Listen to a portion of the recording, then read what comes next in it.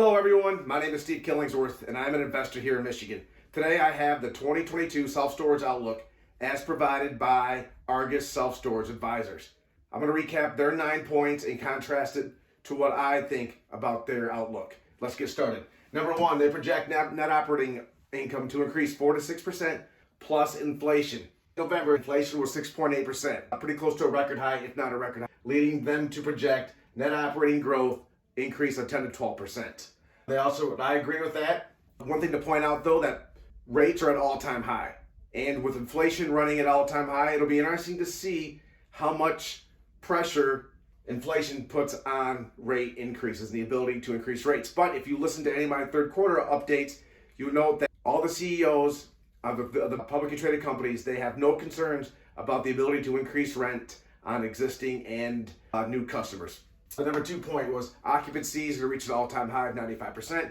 I tend to agree. Demand drivers remain strong. Number 3, operating expenses are going to be slightly decreased due to the increased use of technology to implement the contactless rentals. Number 4, valuations are going to be at an all-time high.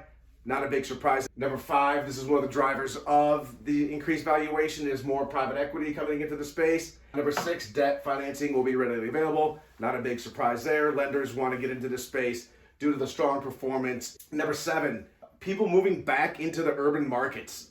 The belief is that now that the COVID and the pandemic is coming to the end and people are becoming vaccinated, that there's going to be an increased willingness for people to move back into the urban areas. But if you've watched my other video about how to measure supply and demand for a market, we know that the demographic trends do not support the assertion that people are moving back into the urban areas. In fact, they're moving to the suburbs. People that are born in the 1990s are getting married and having kids, and they need bigger houses and they need nicer schools, and they're moving out of the urban areas.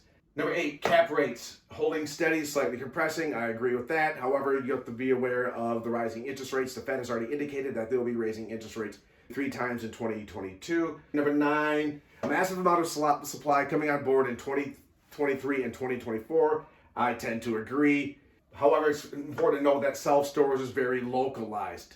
You know, where all the supply is coming are where the fastest growing regions of the country are. You have Phoenix, Atlanta, Tampa, Miami, Dallas. That's where a lot of the supply is coming on board. But again, it's very localized. Every market is very, very localized when it comes to self-storage.